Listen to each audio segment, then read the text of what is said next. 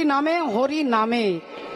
উত্তর ভারতে আজ থেকে বেশি দিন আগের কথা নয়, সত্যিকারের ঘটনা বলবো, ৭০-৭২ বছর আগে মাননীয় ভক্তমন্ডলী, ভক্তিমতী মায়েরা, ও মা, উত্তর ভারতে একজন ভক্ত ছিলেন, আর সেই ভক্তের নাম হচ্ছে ভোলা। তার মা নেই, বাবা নেই, দাদা নেই, দিদি নেই, ভাই নেই, কেউ নেই। রাধে রাধে। মাননীয় ভক্তমন্ডলী, ভক্তিমতী মায়েরা, সংসারে কেউ নেই, একা একা থাকে। কি করে সংসার চলে? কারো বাড়িতে বিয়ে বাড়ি হলে বিনা নেমন্তন্নে চলে যায়, কারো ছেলের অন্নপ্রাশন হচ্ছে বিনা নেমন্তন্নে চলে যায়। সেখানে গিয়ে এমনি এমনি খেয়ে দিয়ে চলে আসে না, সেখানে গিয়ে ঝাড়ু দেবে, জল এনে দেবে, পাতা এনে দেবে, আর বিনিময়ে তাকে শুধু খেতে দিতে হবে। কিন্তু কেউ ভয়ে তাকে নেমন্তন্ন করতে চায় না। কেন? বলে নেমন্তন্ন করলেই কম করে ৭০ থেকে ৮০টা লুচি খাবে মাগো, ৭০ থেকে ৮০টা লুচি খাবে, ১৫০টা রসগোল্লা খাবে, তারপরে তরকারি অন্ন টন্ন এসব তো আছেই, বুঝতে পারছেন ওমা। এখন সেই ভোলাকে কেউ আর ডাকে না, যদি সে চলে যায় বিনা নেমন্তন্নে ঘাড় ধাক্কা দিয়ে বার করে দেয়। একদিন মনের দুঃখে ভোলা গ্রাম ছেড়ে চলে যাচ্ছে, গ্রাম ছেড়ে হাঁটতে হাঁটতে চলে যাচ্ছে সোজা, আর যেতে যেতে অন্ধকার হয়ে গেছে, একটা জায়গায় ঘন্টা বাজছে। ভোলা গিয়ে সোজা এই ভেতরে ঢুকেছে, দেখছে একটা বিরাট বড় আশ্রম, আশ্রমের মহারাজ বসে আছে। ভোলা গিয়ে পা দুটো ধরেছে, বাবাজি বাবাজি বাবাজি, ও বাবাজি। কে রে বাবা তুই? কে? বাবাজি আমার নাম ভোলা। তা কি চাস তুই? বাবাজি আমাকে আপনার আশ্রমে থাকতে দিন। ও বাবাজি আমাকে আপনার আশ্রমে থাকতে দিন না। বাবাজি বলে উঠলেন, তুই আমার আশ্রমে থাকবি, কি করবি? বাবাজি আপনার আশ্রমে সব কাজ করব, ঝাড়ু দিয়ে দেব, বাসন মেজে দেব, কাপড় কেচে দেব, বাজার করে দেব, কাঠ এনে দেব, আপনি যা বলবেন তাই করে দেব, কিন্তু বিনিময়ে ১ টাকাও দিতে হবে না, শুধু পেট ভরে খাবার দিলেই চলবে। বাবাজি বললেন, ঠিক আছে বেটা, চলবি, চল, ঠিক আছে, তুই যত খাবি তোকে খাবার আমি দেব, পয়সা কিন্তু দিতে পারবো না বাবা, কারণ আশ্রমে খাবারের কোনো অভাব নেই, লুচি আছে, মিষ্টি আছে, সুজি আছে, যা চাইবি তাই দেব। এখন ভোলাও প্রাণ ভরে কাজ করে, আর গুরুদেব তাকে নিজের আসনে বসিয়ে পেট ভরে খেতে দেয়।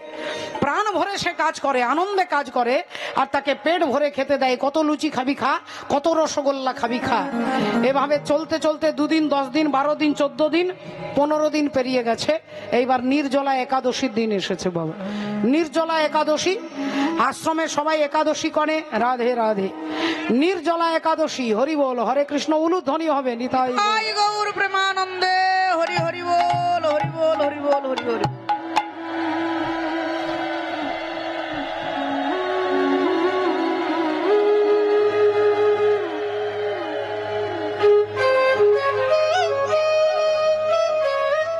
জয় নিতাই, জয় রাধেশ্যাম। ভক্তমন্ডলী, ভক্তিমতী মায়েরা, এবার দেখুন, আজকে এখন নির্জলা একাদশী, আশ্রমে সবাই একাদশী করেছে, 1 ফোঁটা জল পর্যন্ত কেউ খাবে না। সকাল 10টা বেজে গেছে, রান্নাঘরে তালা দেওয়া। ভোলা বারবার গুরুদেবের কাছে যাচ্ছে আর আসছে, একবার রান্নাঘরটা দেখে নিচ্ছে, দেখছে তালা বন্ধ করা। বেচারা তো জানে না। এখন গুরুদেবের কাছে গিয়ে বলছে, গুরুজি গুরুজি আজকে রান্না হবে না, আজকে কোনো রান্না হবে না। গুরুজি কানে আঙ্গুল দিয়ে বলছে, শ্রী বিষ্ণু, শ্রী বিষ্ণু, শ্রী বিষ্ণু।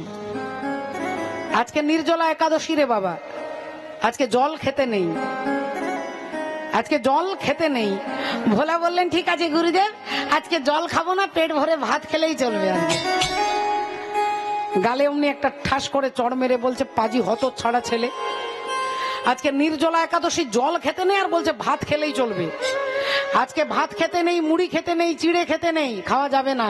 যেই এ কথা বলেছে, ভোলা পা দুটো ধরেছে, গুরুজি গুরুজি আমি মরে যাব, গুরুজি আমি মরে যাব, গুরুজি আমি না খেয়ে থাকতে পারি না, গুরুজি আমি মরে যাব, আমার কিছু খাবারের ব্যবস্থা করুন। গুরুজি মনে মনে চিন্তা করছে, এ তো কোনোদিন একাদশী করে না, কিছু তো জানে না, তাহলে দুম করে কিছু সব খাবার বন্ধ করে দিলে শরীর খারাপ করবে। বলেন, ঠিক আছে শোন বাবা, শোন শোন, এক কাজ কর, তোকে 250 আটা দিচ্ছি, 250 আলু দিচ্ছি, একটু ঘি দিচ্ছি, একটু গুড় দিচ্ছি, এইগুলো নিয়ে গিয়ে আশ্রমের বাইরে ওই জঙ্গলে 2টো পাথর দিয়ে উনুন তৈরি করবি, রুটি করবি, আলু সেদ্ধ করবি, রুটিতে ঘি মাখাবি, গুড় দিবি, তারপরে তুলসী পত্র দিয়ে রঘুনাথকে, রামচন্দ্রকে নিবেদন করে তারপরে খাবি, যা ভোলা এখন আটা এনেছে, আলু এনেছে, রুটি করেছে, ঘি দিয়েছে, তুলসী পত্র দিয়েছে, আর ভাবছে আমি যেরকম গপ গপ করে খাই রামচন্দ্র সেরকম খাবে। পাতাটা নিয়ে ডাকছে, রাজা রাম আইয়ে সীতা রাম আইয়ে মেরে ভোজন কা ভোগ लगाई। राजा राम आइए सीता राम आइए मेरे भोजन का भोग लगाइए। राम आइए सीता राम आइए मेरे भोजन का भोग लगाइए।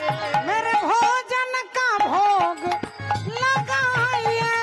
मेरे भोजन का भोग लगाइए। मेरे भोजन का भोग लगाइए।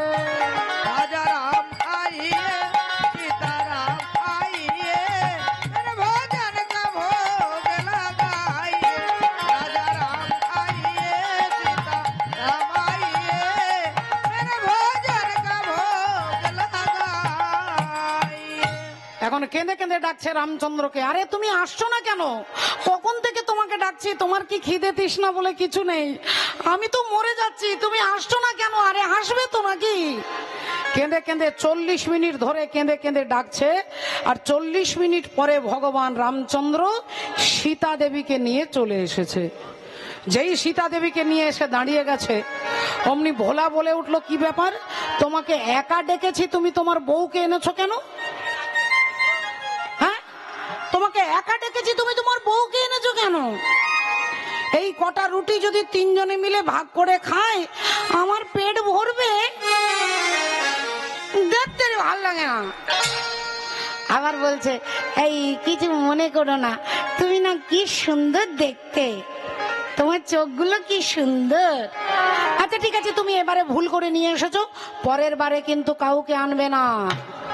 3 জনে মিলে ভাগ করে সেবা করেছে, রামচন্দ্রের হাত ধুয়ে দিয়েছে। ভগবান ভক্তের রুটি খেয়ে চলে গেছে। দেখতে দেখতে আবার পরের একাদশী, আবার 14 দিন পরে আবার একাদশী। গুরুজির কাছে দাঁড়িয়েছে, গুরুজি গুরুজি ও গুরুজি, কিরে কি হয়েছে? গুরুজি আজকে একাদশী। আজকে একাদশী? হ্যাঁ, তা কি করতে হবে? গুরুজি আটা দিতে হবে। আটা দিতে হবে?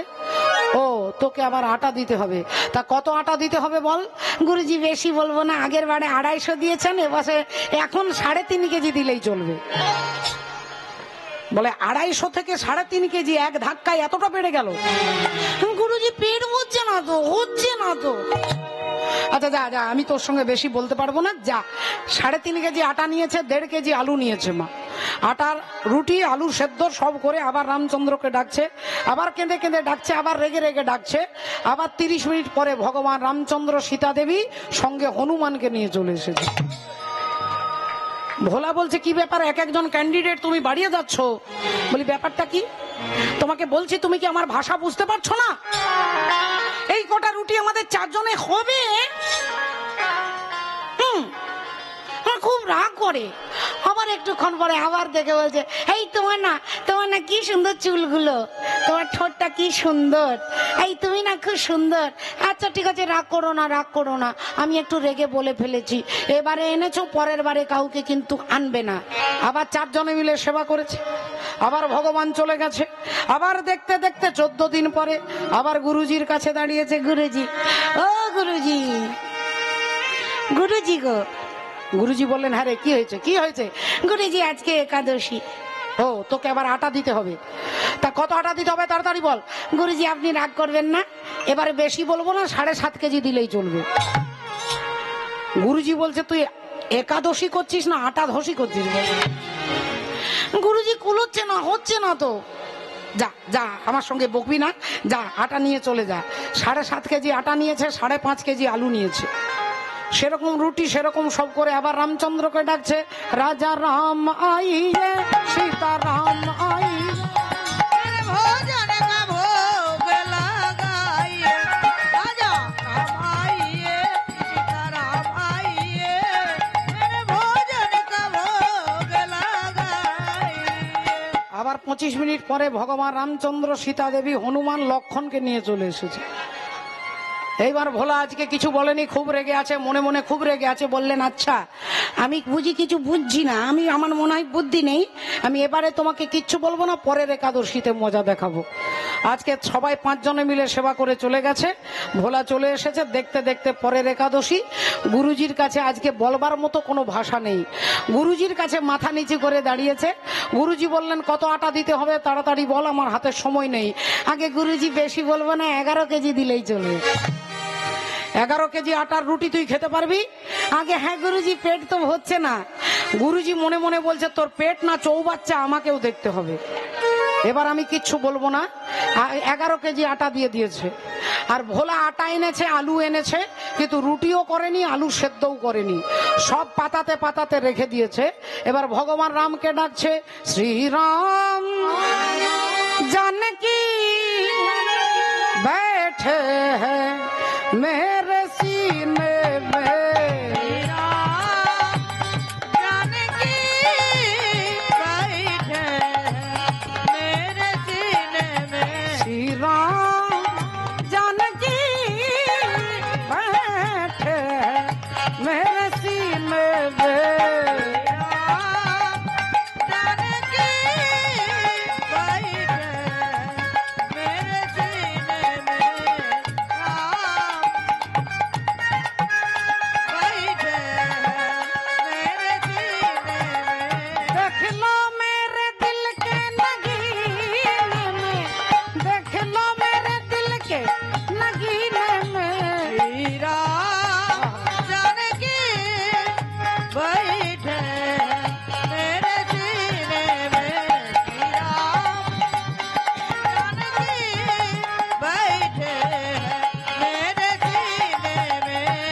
कीर्ति न वैभव न जस चाहिए, राम के नाम का मुझको रस चाहिए।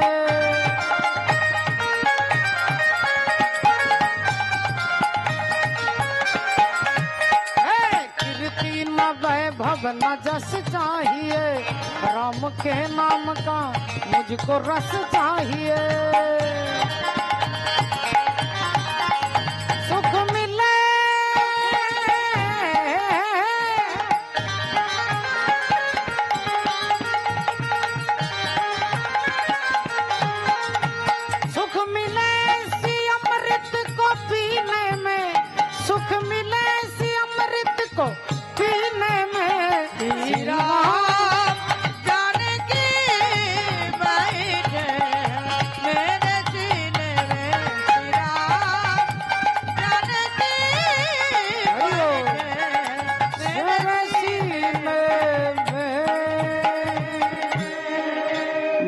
রামচন্দ্র, সীতা দেবী, হনুমান, লক্ষণ, ভরত, শত্রুঘ্ন, টোটাল ফ্যামিলি নিয়ে ভগবান চলে এসেছে। বাবা এসে দেখছে আটা পড়ে আছে, আলু পড়ে আছে।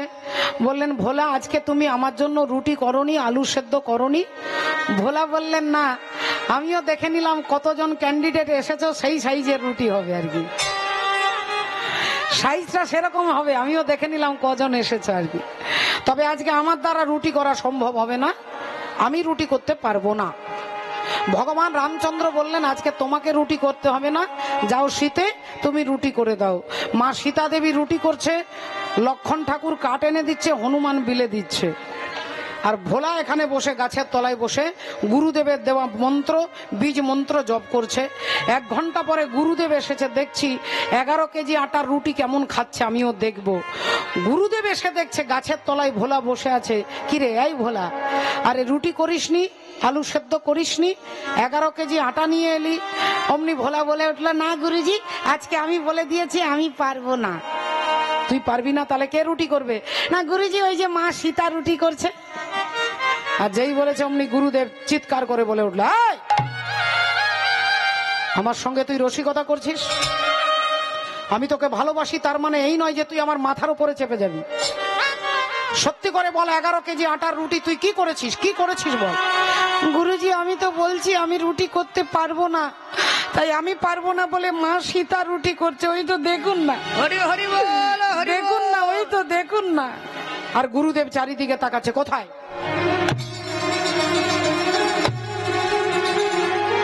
কোথায় কোথায় মা সীতা? গুরুদেব ওই তো দেখুন না, মিথ্যাবাদী, তুই মিথ্যে কথা বলছিস। কাল সকালবেলায় তোকে ঘাড় ধাক্কা দিয়ে আশ্রম থেকে তাড়িয়ে দেব।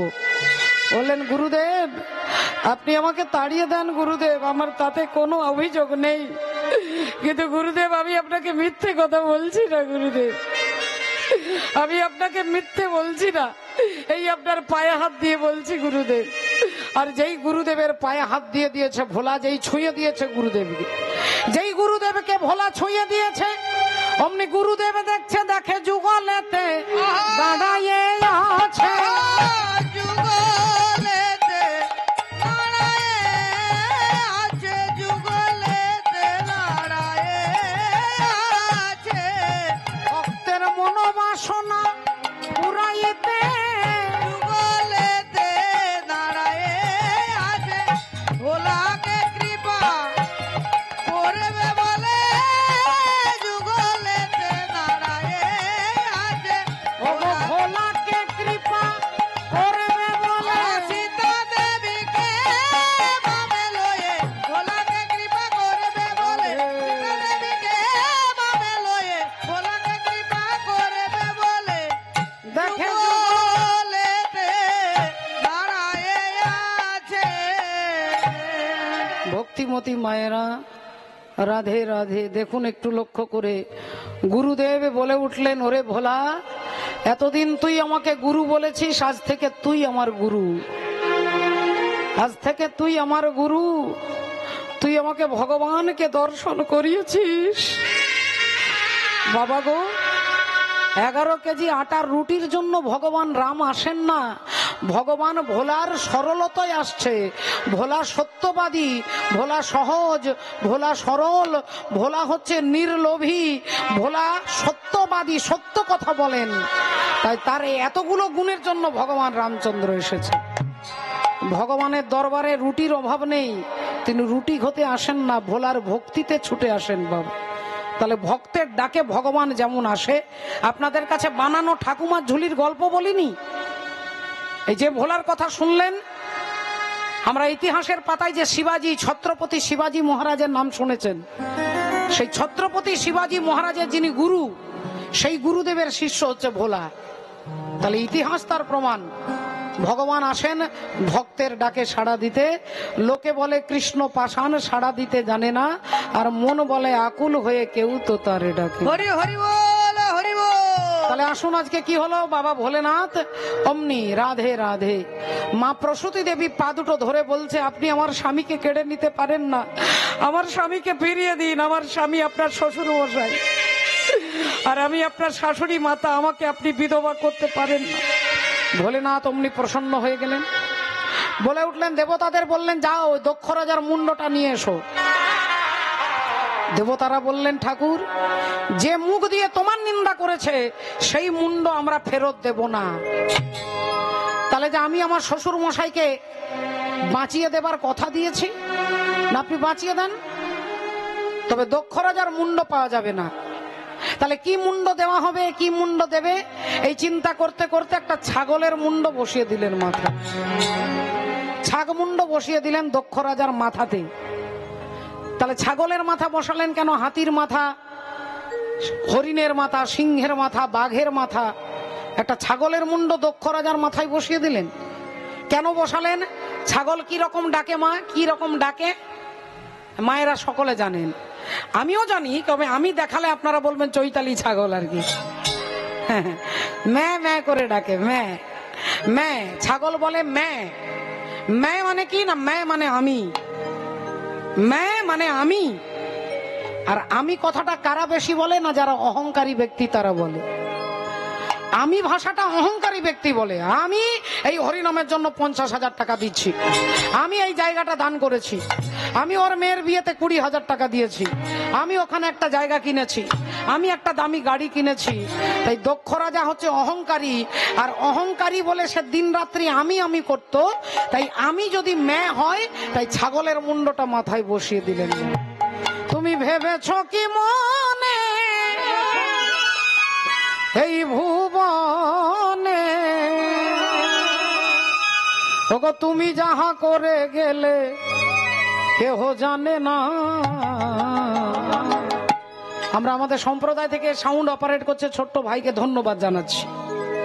এরকম একটা জায়গায়, এরকম একটা প্রত্যন্ত গ্রামের মধ্যে এত সুন্দর সাউন্ড সিস্টেম, এই সাউন্ডের জন্য একবার আমরা সবাই জয়ধ্বনি দেব। নিতাই গৌর প্রেমানন্দে। রে হরি হরি বল হরি বল। তুমি ভেবেছ কি মনে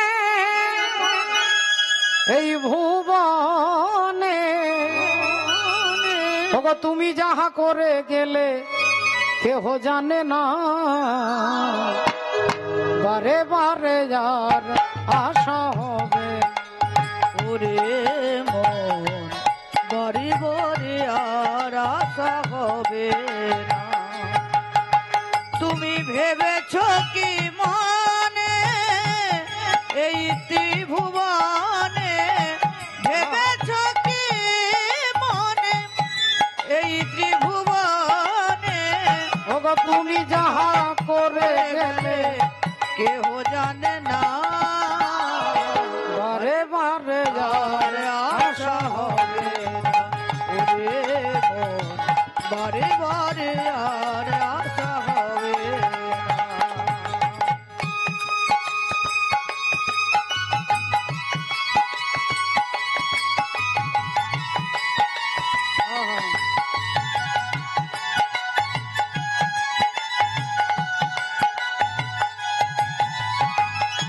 তুমি যাহা করে গেলে আসিয়া হে থাই, দেখো চিত্রগুপ্ত লিখিয়া রাখিলেন খাতায়।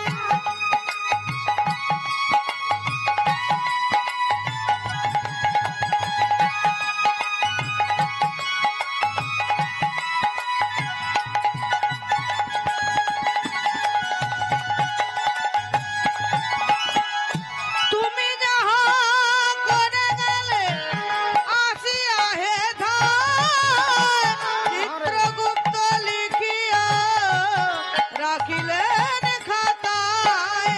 তোমার বিচার করিবে সেই দেবতায়। বিচার করিবেন সেই দেবতা। ওগো তার কাছে ফাঁকি চুকি কিছু চলে না। বারে বারে মানে আর আশা করো না। ওরে মন বারে বারে আর আশা হবে না। ওরে মন বারে বারে আর আশা হবে না। হরি ওরে বল। মন বারে বারে আর আশা হবে না। তাই প্রজাপতি দক্ষ রাজা নিজের ভুল বুঝতে পারলেন, শিব ঠাকুরের কাছে ক্ষমা ভিক্ষা চেয়ে তিনি ফিরে চলে গেলেন। আর অমনি বাবা ভোলেনাথ মা সতী যে দেহত্যাগ করেছিলেন আগুনে ঝাঁপ দিয়ে, সেই মরা দেহটাকে কাঁধের মধ্যে তুলে নিলেন। মৃত দেহটাকে কাঁধের মধ্যে তুলে নিয়ে আর বাবা ভোলেনাথ তাণ্ডব নৃত্য করতে করতে যাচ্ছেন। जटाटवी गलत जलत प्रवाह पावि गस्थले गले बलम बलंबित भुजंग तुंग मालिक डमट डमट डमट डम इना डमर जमर जबम चकार चांड तांडव तनोतु न शिव शिवम शिवम जटाकटाह संभ्रम भ्रम निलिम्प निर्जरे विलोल वीचि वल्लरि विराजमान मूर्धनि धगत धगत धगत धगत ललाट पट्ट पावक किशोर चंद्र शेखर रति प्रतीक्षण मम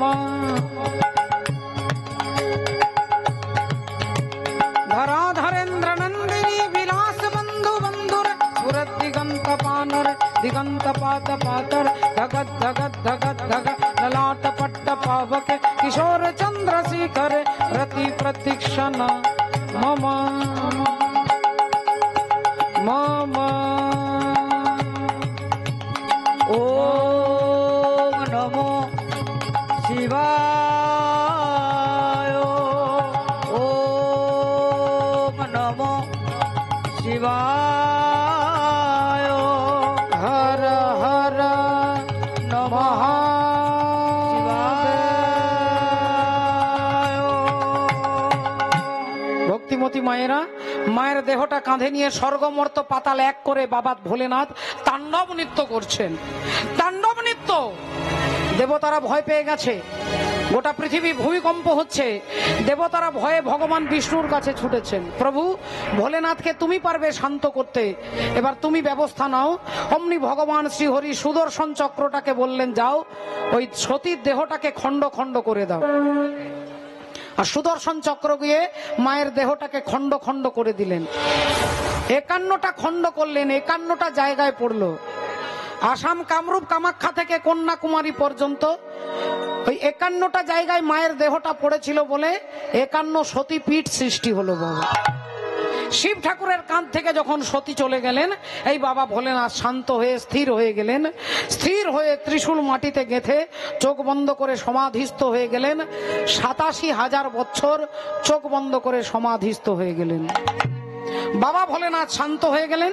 দেবতারা ভাবলো তাহলে আমরা রক্ষা পেলাম, কিন্তু বাবা ঠাকুর এই আনন্দ বেশিক্ষণ থাকলো না। একজন অসুর, তার নাম হচ্ছে সম্বরাসুর, আর সেই সম্বরাসুর দেবতাদের ওপর অত্যাচার শুরু করেছে। দেবতারা বলছে প্রভু কি হবে? ভগবান বললেন এই অসুরকে কেউ মারতে পারবে না, একমাত্র শিব ঠাকুরের ছেলে কার্তিকের হাতে এর মৃত্যু হবে। তাহলে কার্তিকের হাতে এর মৃত্যু হবে। তাহলে ভোলেনাথকে বিয়ে দিতে হবে, তারপরে কার্তিকের জন্ম হবে, তারপরে একে হত্যা করা যাবে। এবার দেবতারা চিন্তায় পড়ে গেলেন কি করা যায়। তখন ভগবান শ্রী হরির কাছে এলেন, আর অমনি ভগবান এসে শিব ঠাকুরের মাথায় হাত দিয়ে দাঁড়ালেন।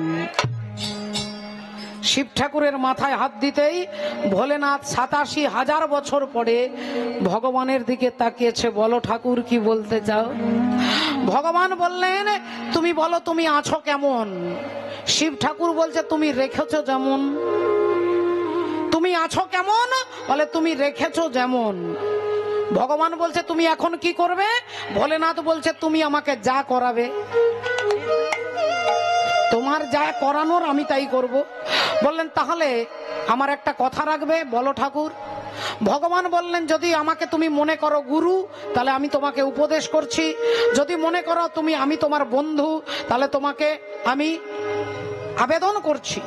আর যদি তুমি মনে করো যে আমি তোমার মালিক, তুমি আমার দাস, তাহলে তোমাকে আদেশ করছি তুমি বিবাহ করো, বিয়ে করো। ভোলেনাথ বললেন প্রভু আমি আমার সতী ছাড়া আর কাউকে স্ত্রী রূপে চিন্তা করতে পারবো না। ভগবান বললেন হে ভোলেনাথ, ওই সতী যখন দেহত্যাগ করে আগুনে ঝাঁপ দিতে যায়, তোমারই নাম করতে করতে আগুনে ঝাঁপ দিয়ে আত্মহত্যা করেছিলেন। তাই সতী ওই হিমালয় রাজার মেয়ে পার্বতী রূপে জন্মগ্রহণ করেছে। ওই সতী হয়েছে পার্বতী, হিমালয় রাজার কন্যা হয়ে জন্মগ্রহণ করেছে। তাই পার্বতীকেই তোমাকে বিবাহের কথা বলছি। ভোলেনাথ বললেন যদি সতী পার্বতী হয় তাহলে আমার বিয়ে করতে কোনো আপত্তি নেই, বিয়ে করতে কোনো আপত্তি নেই। রাধে রাধে। এই ভোলেনাথকে পেয়ে গেছে অনুমতি। দেবতারা আনন্দে লাফিয়ে উঠেছে। চরণ ধুলি ছাড়া চাই না কিছু আমি, চরণ ধুলি ছাড়া চাই না কিছু আমি, থেকো মোর হৃদয়েতে প্রভু সদা তুমি। চরণ ধুলি ছাড়া চাই না কিছু আমি, থেকো মনের হৃদয়েতে প্রভু সদা তুমি। চরণ ধুলি ছাড়া চাই না কিছু আমি, থেকো মনের হৃদয়েতে প্রভু সদা তুমি। অন্তরে জামি তুমি ওগো করুণাময়, চাই যে চলার পথে আশিস তোমার হয়। অন্তর জামি করি ওগো করুণাময়, চাই যে চলার পথে আশিস তোমার হয়। ঘন ও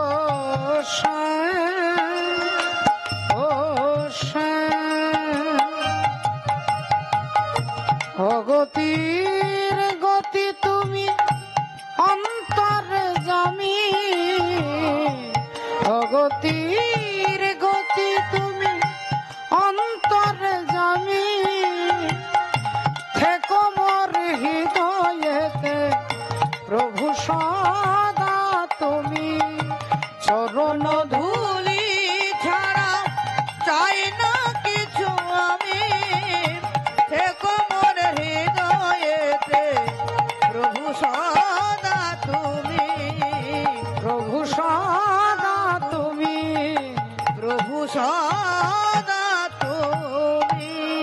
ভক্তিমতী মায়েরা, শিব ঠাকুর রাজি হয়েছে বিয়েতে, দেবতাদের আনন্দ। এইবার দেবতারা কি করলেন? হিমালয় রাজার মেয়ের সঙ্গে বিয়ে হবে, তাই হিমালয় রাজাকে তো রাজি হতে হবে। নারদ মুনিকে পাঠালেন যে যান, আপনি একমাত্র রাজি করতে পারবেন। তাই নারদ মুনি আসছে হিমালয় রাজার বাড়িতে সকাল সকাল। হিমালয় রাজা চারিদিকে ধূপ ধুনো দিয়েছে, ভগবানের নাম স্মরণ করছে। আর এমন সময় দেবর্ষি নারদ ভগবানের নাম নিতে নিতে আসছে। আমরা বলবো একবার চিৎকার করে, বলো রাধা রানী কি জয় বলো, ভগবান কৃষ্ণচন্দ্র কি জয় বলো, অনন্ত কোটি ভক্ত বৃন্দ কি জয়। अरे तू आना रे गोपाल, ओ मन लेने तू आना। तू आना रे गोपाल मन लेने तू आना। तू आना रे गोपाल मन लेने तू आना।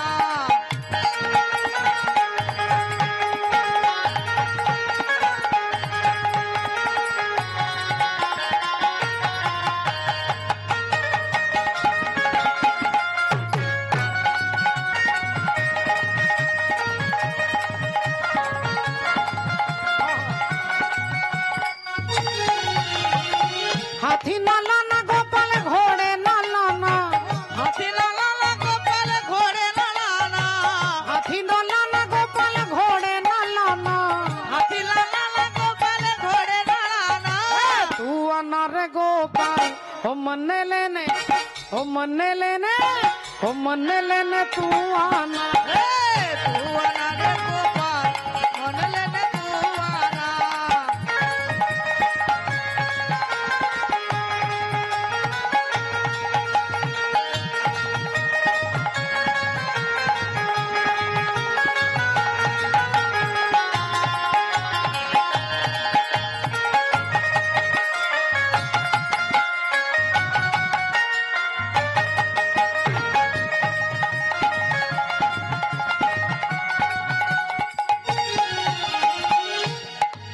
है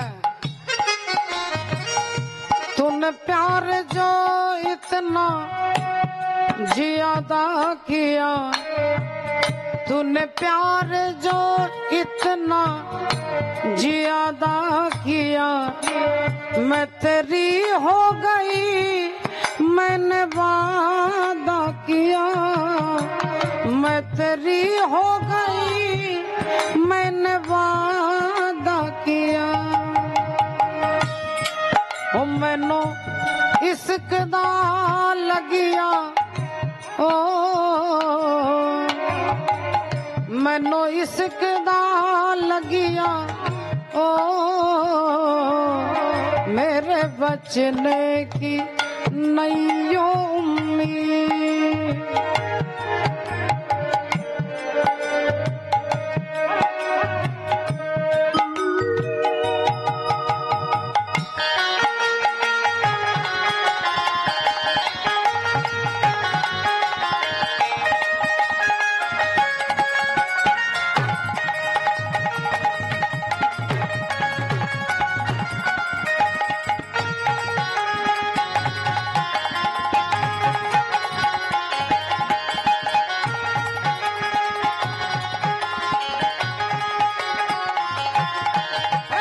हाथी ना लाना गोपाल, घोड़े ना लाना।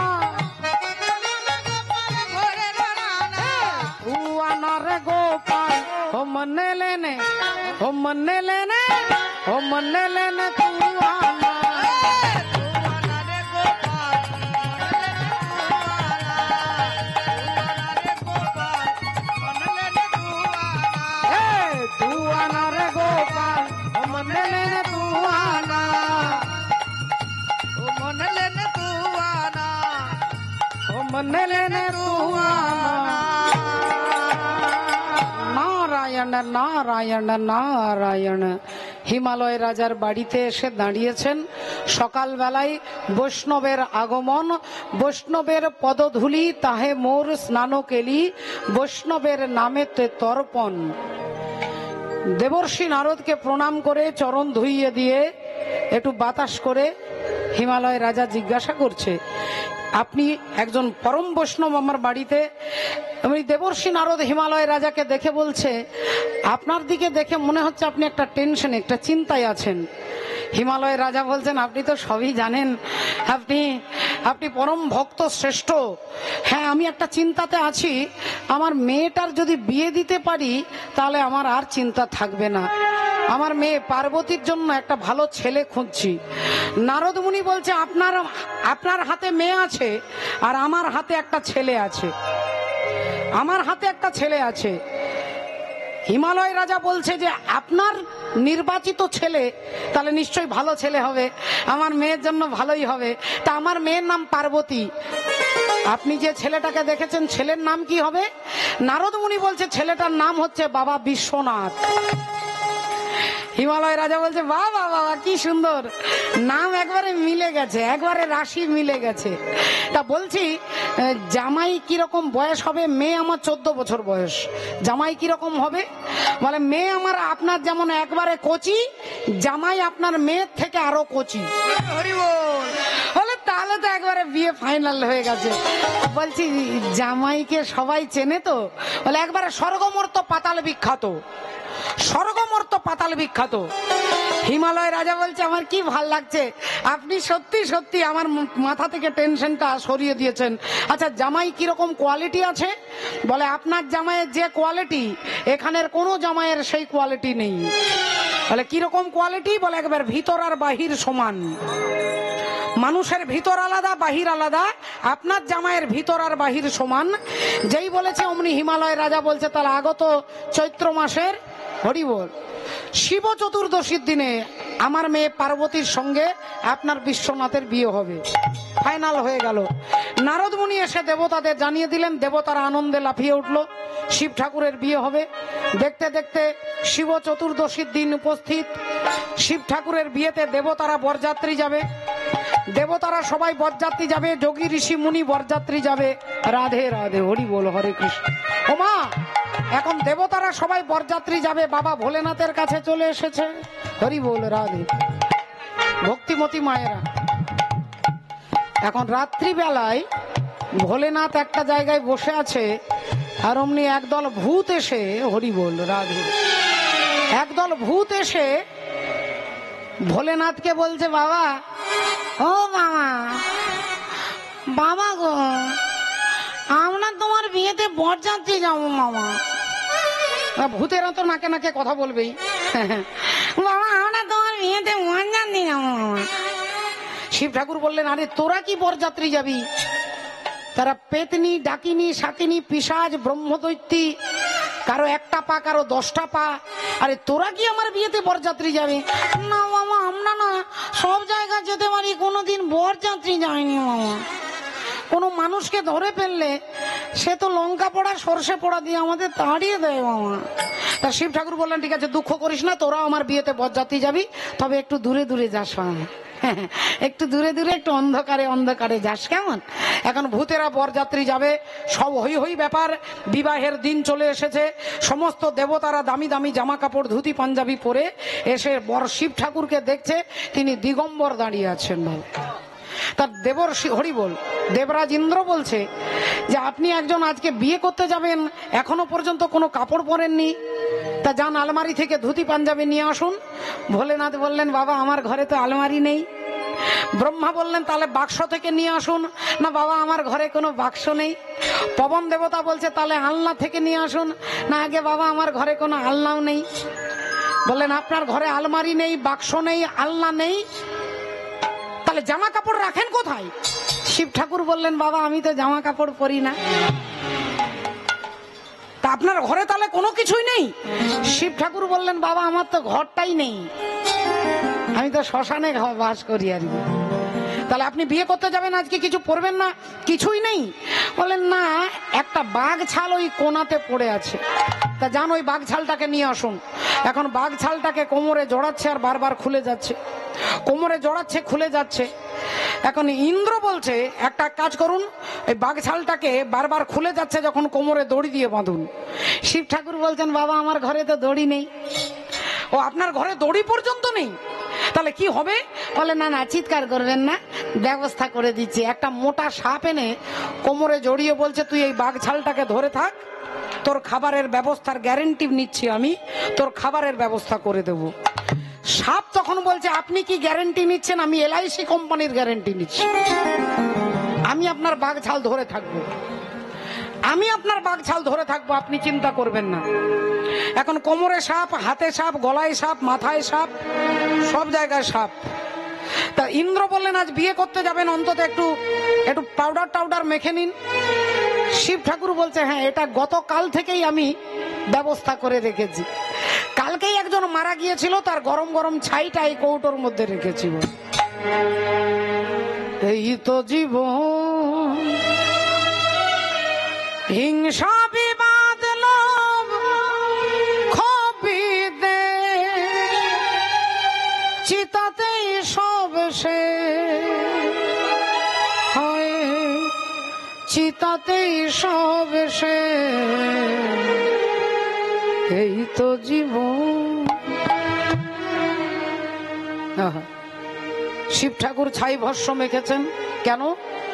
তিনি তত্ত্বের সম্রাট, তিনি জানে এই দেহটা যারই দেহ হোক, রাষ্ট্রপতি হোক আর মুখ্যমন্ত্রী হোক, নেতা হোক, কীর্তনিয়া হোক আর মূর্খ হোক, এই দেহটার অন্তিম পরিণতি হচ্ছে শ্মশানে এক মুঠো ছাই হবে বলে।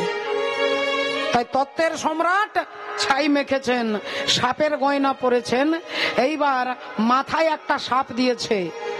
বললেন না বিয়ের সময় সবাই মাথায় টোপর দেয়, আপনি সাপ দিচ্ছেন কেন? বলে পুরুষ মানুষদের চিন্তা ভাবনা করা উচিত যে আজকের দিনে তিনি সংসারে প্রবেশ করছে, তাই সংসারে প্রবেশ করার আগে এই মাথার সাপটা মনে করিয়ে দেবে যে আপনার পেছনে মৃত্যু দাঁড়িয়ে আছে, কালো ব্যালো মুখগ্রাস।